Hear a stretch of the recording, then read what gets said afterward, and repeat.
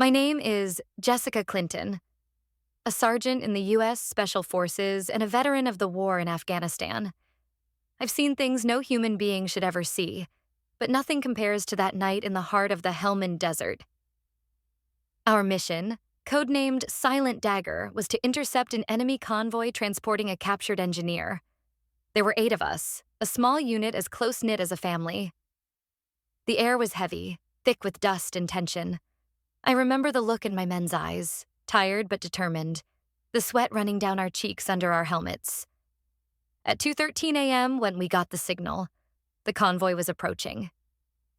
Everything had to be fast, silent, surgical.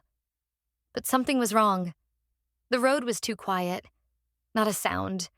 Not even an animal cry. I felt a chill run down my spine. I raised my hand, stopping the advance. And then, a flash. A deafening explosion. The world began to spin. The earth rose up beneath my feet.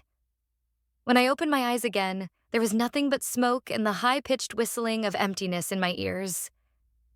3 of my men were down. The rest were scattered, panicked. I crawled through the dust, my heart pounding, tears mixing with the sand. That's when I saw it. A homemade bomb, connected to a detonator trapped under the body of one of my guys who was still alive. Time stood still. If I moved, we would explode. If I did nothing, he would die. I took a deep breath, removed my gloves, and slid my trembling fingers over the wires. Red, yellow, green. But only one wire was still vibrating with the heat of the current. I cut it. A click. Silence.